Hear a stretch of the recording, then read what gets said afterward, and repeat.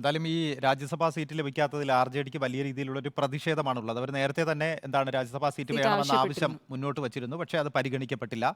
ഇനി അവർ പ്രതീക്ഷിക്കുന്നത് മന്ത്രിസഭാ പുനഃസംഘടന ഉണ്ടാവുകയാണെങ്കിൽ അതിൽ പരിഗണന ലഭിക്കും എന്ന് പ്രതീക്ഷിക്കുകയാണ് RJD.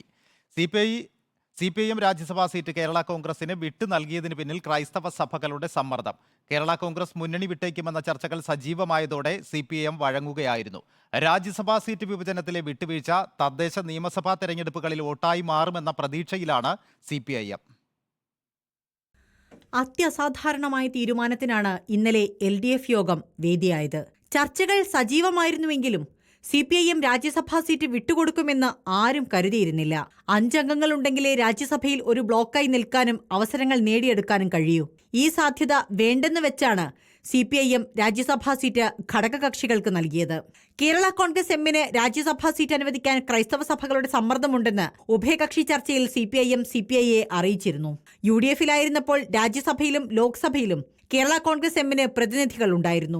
LDFിലേക്ക് വന്നപ്പോൾ ഒരിടത്തും പ്രാതിനിധ്യമില്ലാത്ത രാഷ്ട്രീയ പ്രതിസന്ധി രൂപപ്പെട്ടതും CPIM പരിഗണിച്ചു. ഇതിനിടെയാണ് കേരള കോൺഗ്രസ് എം LDF വിടും എന്ന് ചർച്ചകൾ സജീവമായത്. പാർട്ടി അണികളുടെ വിശ്വാസം നേടിയെടുക്കുക കൂടിയാണ് CPIMന്റെ ലക്ഷ്യം.